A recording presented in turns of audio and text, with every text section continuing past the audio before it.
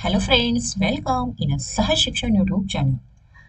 तर फ्रेंड्स, आज आपण इयत्ता 6वी विषय आहे सामान्य विज्ञान आणि या विषयासाठीचा जर तुमची आकारिका मूल्यमापन चाचणी क्रमांक 1 ही जी परीक्षा आहे, ही जी चाचणी परीक्षा आहे त्यालाच आपण प्रथम घटक चाचणी परीक्षा सुद्धा म्हणतो बघा. ही परीक्षा आता तुमची लवकरच जवळ आलेली आहे. तर त्यासाठीचा इयत्ता 6वीचा विज्ञान या विषयाचा पेपर एकूण किती मार्क्सचा असणार आहे, कशा प्रकारचे प्रश्न विचारलेले असणार आहेत, त्या प्रश्नांना कसं मार्किंग डिस्ट्रीब्युशन असणार आहे, ओके. तर या सगळ्याबद्दलची माहिती थोडक्यात त्यासाठीचा जो प्रश्नपत्रिका आहे, ही सराव प्रश्नपत्रिका आपण आज तुमच्या रेफरन्ससाठी बघणार आहोत. तर विद्यार्थ्यांनो, तुम्ही चॅनलला नवीन असाल तर चॅनलला पटकन सबस्क्राईब करा. खाली जो बेल आयकॉन दिला आहे, बेल आयकॉनवरती बटन प्रेस करा. म्हणजेच काय होईल, तर इतर विषयांचे सुद्धा पेपर जेव्हा मी अपलोड करीन तेव्हा त्याचे तुम्हाला नोटिफिकेशन मिळेल आणि तुम्हाला ते सहज बघता येतील. ओके विद्यार्थ्यांनो, आणि व्हिडिओ एंडपर्यंत नक्की बघा. आवडल्यास लाईक करा आणि तुमच्या फ्रेंड्सना सुद्धा नक्की शेअर करा. तर आता आपण इयत्ता 6वी विषय घेतलेला आहे सामान्य विज्ञान. याच्यासाठी एकूण हा जो पेपर असणार आहे हा 20 मार्क्सचा असणार आहे. इथे तुमचं नाव, तुमचा हजेरी क्रमांक जो असेल तो, त्या दिवसाची जी तारीख असेल ती. ओके सर, चला आपला पेपर आपण लगेच स्टार्ट करूयात. प्रश्न पहिला, त्यामध्ये कंसातील योग्य शब्द निवडून रिकाम्या जागा भरा. आणि हा जो प्रश्न आहे हा एकूण 3 मार्कांसाठी आहे. 3 प्रश्न विचारले आहेत, प्रत्येकासाठी 1-1 मार्क्सचं डिस्ट्रीब्युशन असणार आहे. तर कंसामध्ये कोणते शब्द दिलेले आहेत हे आपण बघूयात. चेतना क्षमता, उभयचर, जलचर आणि अतिनील. ठीक आहे, तर यामधला पहिला वाचून घेऊयात. ओझोन वायूचा थर सूर्यापासून पृथ्वीवर येणारी अतिनील किरणे शोषून घेतो. मग इथे काय येणार? अति नील किरणे शोषून घेतो. ओके. त्याच्यानंतर दुसरा, घडणाऱ्या घटनेला प्रतिसाद देण्याच्या क्षमतेला चेतना क्षमता म्हणतात. त्यामुळे इथे रिकामी जागा येणार चेतना क्षमता. ओके. आणि आता तिसरा, हा प्राणी हवा व पाण्यात राहू शकतात. तर कोणते प्राणी असे आहेत जे हवेमध्ये आणि पाण्यामध्ये सुद्धा राहू शकतात? तर त्या प्राण्यांना उभयचर प्राणी असं म्हणतात. उभयचर प्राणी हवा व पाण्यात राहू शकतात. तर चला विद्यार्थ्यांनो, प्रश्न पहिला जो होता 3 मार्कांसाठी, तो आपण अशा प्रकारे सोडवला आहे. नेक्स्ट बघणार आहोत पुढील विधाने चूक की बरोबर ते लिहा. ओके, तर हा सुद्धा प्रश्न आहे एकूण 3 मार्कांसाठी. चला, यातला पहिला, जमीन आणि मृदा ही एकच असते. तर विद्यार्थ्यांनो सांगा बघू, हे विधान बरोबर आहे का चूक आहे? तर हे जे विधान आहे हे विधान चूक आहे. कारण जमीन आणि मृदा ही एकच नसते. तर जमिनीमध्ये मृदा म्हणजेच माती, लहान लहान दगड, मोठे दगड, वाळू हे सगळं असतं. त्यामुळे जमीन आणि मृदा ही एकच नसते. आता दुसरं आहे, घटपर्णीसारखी वनस्पती कीटकभक्षी आहे. तर हे विधान मात्र बरोबर आहे. आणि तिसरं, गोगलगाय हा जलचर प्राणी आहे. तर हे सुद्धा विधान आहे चूक. विद्यार्थ्यांनो, आता पुढच्या प्रश्नाकडे वळण्याआधी तुम्हाला जर व्हिडिओ आवडत असेल तर व्हिडिओला नक्की लाईक करा, चॅनलला सबस्क्राईब करा आणि जर तुम्हाला कुठेही काही डाऊट वाटला तर मला लगेच कमेंट करून विचारा. आणि त्याचबरोबर तुम्हाला व्हिडिओ कसा वाटला हेही कमेंट करायला विसरू नका. आता दुसरा प्रश्न, खालील घटनांचे मानवनिर्मित व निसर्गनिर्मित आपत्ती असे वर्गीकरण कर. आणि त्याच्यासाठी दिलेले आहे 3 मार्क्स असणार आहेत. विद्यार्थ्यांनो, मानवनिर्मित आपत्ती म्हणजे मानवाकडून ज्या आपत्ती घडल्या जातात त्याला मानवनिर्मित म्हणतात. आणि निसर्गनिर्मित आपत्ती म्हणजे निसर्गामुळे ज्या आपत्ती घडतात त्याला निसर्गनिर्मित आपत्ती असे म्हणतात. ओके, तर आपण डेफिनेशन क्लिअर करून घेतलेली आहे.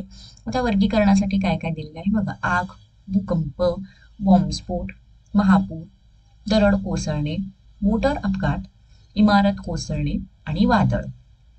तर याच्यामध्ये मानवनिर्मित मध्ये पहिल्यांदा काय येणार? बॉम्बस्फोट. आणि येणार मोटार अपघात.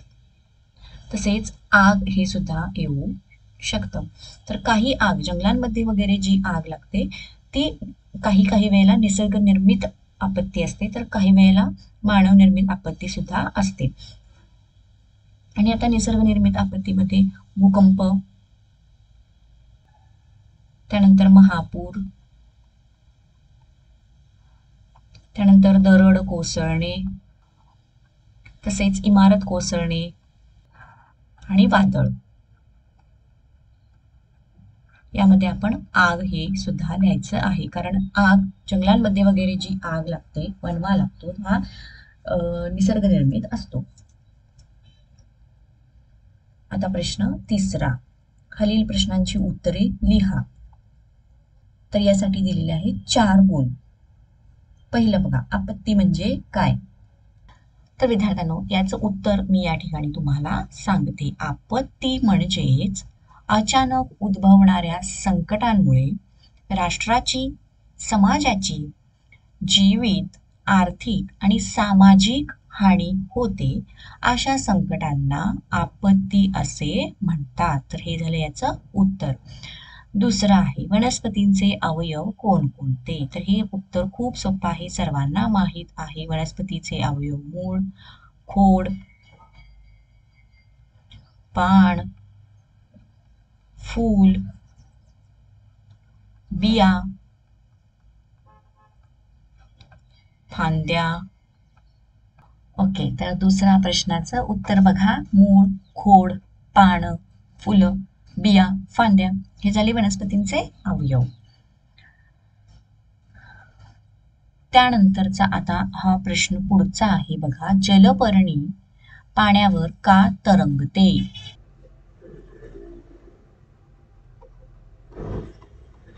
विद्यार्थ्यांनो, उत्तर बघा, जलपर्णी पाण्यावर का तरंगते? कारण जलपर्णीचे खोड हे फुगीर व स्पंज जो असतो आपला, त्या स्पंजासारख्या ऊतींनी भरलेले असते आणि त्याची जी पाने आहेत ही पाण्यावर तरंगण्यास अनुकूलित असतात, त्यामुळे जलपर्णी पाण्यावर तरंगते. ओके, तर हे झालं याचं उत्तर. आता पुढचा प्रश्न बघूया, चौथा प्रश्न, आमच्यात वेगळा कोणते लिही. ओके, तर यातला हा जो प्रश्न आहे हा 3 मार्कांसाठी आहे. पहिलं अ, मूळ, खोड, बिया आणि फूल. तर यातलं वेगळा जो आहे तो आहे 1 नंबरचा मूळ. त्यानंतर ब आणि हे आहे क. ब मध्ये बघा, पेरू, गाजर, मुळा आणि बीट. तर यातला वेगळा जो आहे तो आहे पेरू. ते सुद्धा 1 नंबरच येणार, कारण गाजर, मुळा, बीट हे कसे आहेत, जमिनीखाली वाढणारे आहेत आणि पेरू हे एक फळ आहे, ही बाकी सगळी कंदमुळं आहेत. त्यानंतर क बघा, भूकंप, वादळ, महापूर आणि अपघात. तर यातला वेगळा आहे अपघात, कारण भूकंप, वादळ आणि महापूर हे सगळे कसे आहेत, निसर्गनिर्मित आहेत आणि अपघात हा आहे एक मानव निर्मित. ओके, आता यातला चौथातला आपण पुढचा प्रश्न बघणार आहोत. ब प्रश्न, कोण कशाच्या सहाय्याने श्वसन करतो? याच्यासाठी आहेत 2 मार्क्स. तर माशा कशाच्या सहाय्याने श्वसन करतो? तर कल्लेच्या सहाय्याने श्वसन करतो.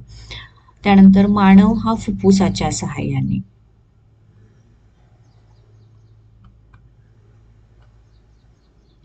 वडाचे झाड हे पानातील छिद्रांच्या सहाय्याने ते श्वसन करते. आणि साप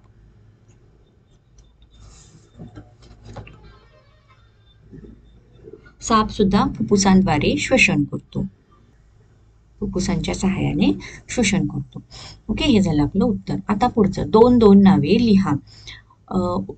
त्यासाठी 2 गुण आहेत, फक्त 2-2 लिहायचे आहेत. वनस्पतींचे अवयव मूळ आणि खोड.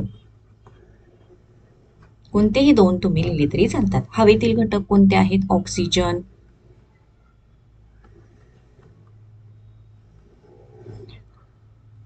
त्यानंतर इथे आपण लिहूयात कार्बन डायऑक्साइड.